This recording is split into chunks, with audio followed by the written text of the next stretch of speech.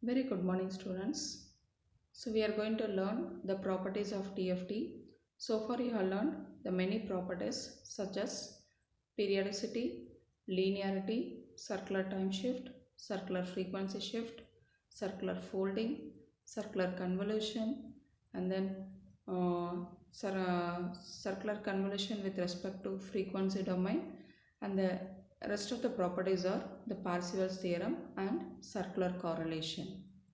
So in Parseval's theorem, we are going to take two different sequences x of n and y of n whose DFTs are x of k and y of k respectively. So the Parseval's theorem states that summation n is equal to 0 to n minus 1 x conjugate of n into y of n is equal to 1 by n summation k is equal to 0 to n minus 1 x conjugate of k into y of k. So this is the statement for Parseval's theorem. So how to prove this Parseval's theorem? So proof.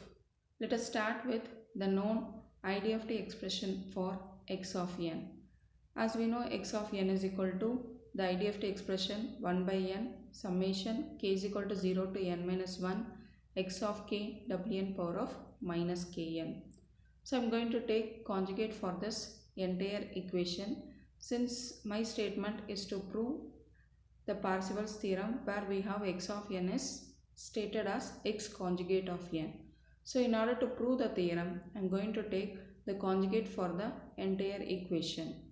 So x of n conjugate is x conjugate of n, and if you take conjugate for 1 by n, it is the same as it is a number, and the operation summation k is equal to 0 to n minus 1 as such, and the conjugate of x of k is x conjugate of k, and finally the conjugate of wn power of minus kn is wn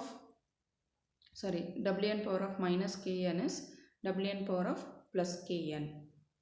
So in the next step, I am going to multiply with summation n is equal to 0 to n minus 1 y of n with the entire equation. So on both the side, left hand side and right hand side, I am going to multiply with summation n is equal to 0 to n minus 1 into y of n. So in the left hand side, it becomes summation n is equal to 0 to n minus 1 x conjugate of n into y of n, which is equal to, on the right hand side also I am going just multiplying with summation n is equal to 0 to n minus 1, the entire expression multiplied with y of n.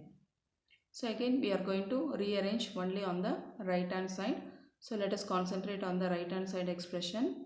So what we are going to do is just we are exchanging the summations and taking the constant 1 by n outside the summation block. So we will be getting us 1 by n first, which is a constant, then exchanging the summations.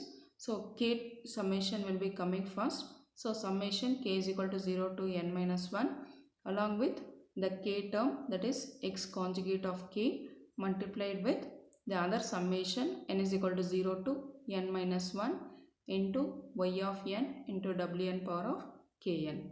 Just we are rearranging it so that you will be able to prove the theorem. So in the next step, the left hand side remains the same, whereas in the right hand side it is 1 by n summation k is equal to 0 to n minus 1 x conjugate of k, and the remaining expression, if you observe, it is the DFT of y of n. So the DFT of y of n can be written as y of k, whereas y of k is equal to summation 0 to n minus 1 y of n wn power of kn. Hence it is written as y of k. So if you observe the right hand side, it is nothing but it is the Parseval's theorem proved. That is summation n is equal to 0 to n minus 1 x conjugate of n into y of n is equal to 1 by n summation k is equal to 0 to n minus 1 x conjugate of k into y of k. So the same Parseval's theorem can be asked as this. That is, if x of n and y of n are same, then what happens to the Parseval's theorem? So if x of n and y of n are same, x of k will be equal to y of k also. So if that is the case, the Parseval's theorem can be rewritten as we know the statement is summation n is equal to 0 to n minus 1 x conjugate of n y of n. Instead of y of n, I am going to write it as x of n only. So it is summation n is equal to 0 to n minus 1 x conjugate of n into x of n, which is equal to summation n is equal to 0 to n minus 1. So x conjugate of n into x of n, we can write it as modulus of x of n whole square. This already I think you have studied in signals and systems. And it is equal to, so in the right hand side expression we have 1 by n summation k is equal to 0 to n minus 1 x conjugate of k, and y of k can be written as x of k since x of n is equal to y of n. So right hand side expression becomes 1 by n summation k is equal to 0 to n minus 1 x conjugate of k into x of k. So x conjugate of k into x of k can be written as modulus of x of k the whole square.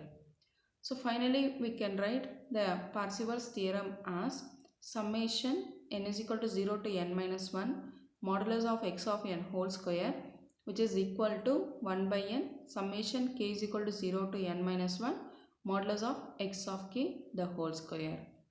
So sometimes it can be asked as prove this particular statement. They will not mention state and prove the Parseval's theorem. Sometimes it can be asked in terms of this equation also. If that is the case, you have to start from the Parseval's theorem. Entire Parseval's theorem you need to prove, and then you take the case as y of n is equal to x of n and y of k is equal to x of k, and try to prove like this.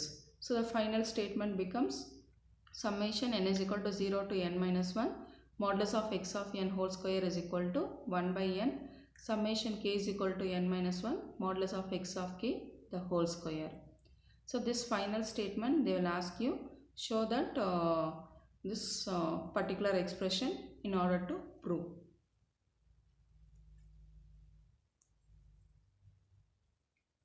So the next property is circular correlation property. So this is the final properties of DFT. So here I am going to take a complex valued sequence x of n and y of n whose endpoint DFT is represented as x of k and y of k. That is x of n whose endpoint DFT it is represented as x of k, and y of n whose endpoint DFT as y of k. So if these are the two sequences, what is circular correlation property states? So the circular correlation between x of n and y of n, it is represented in terms of Rxy of L. That is correlation between the sequence x of n and y of n. So if you take the DFT of this correlated sequence, it is represented as capital Rxy of k. And we need to prove that it is equal to x of k into y conjugate of k. That is, as I told, small Rxy of L is the correlation between x of n and y of n, which is named as circular correlation sequence. And it can be defined in terms of correlation as summation n is equal to 0 to n minus 1 x of n y conjugate of n minus L with circular shift n. So we have to prove this circular correlation property.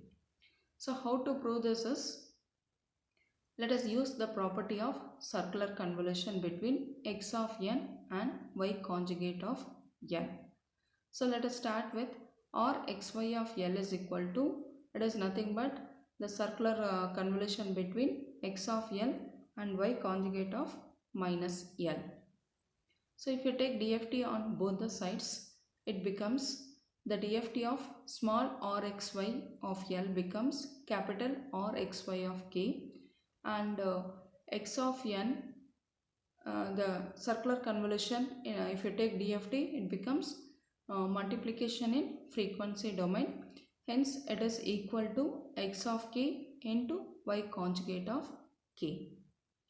And as we know, if x of n and y of n are same, the correlation can be written as, that is Rxy of L can be written as Rxx of L, or it is also known as circular autocorrelation.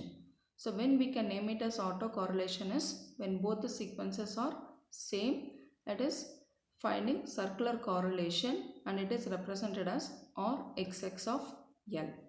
And if you take the DFT of Rxx of L, it is represented as capital Rxx of K. So if that is the case, the DFT is x of k multiplied with x conjugate of k. So x of k into x conjugate of k can be written as modulus of x of k the whole square. So this is about the circular autocorrelation.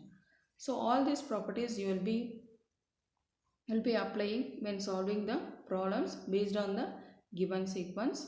So in the next class, let us try to solve the problems based on the properties of DFT.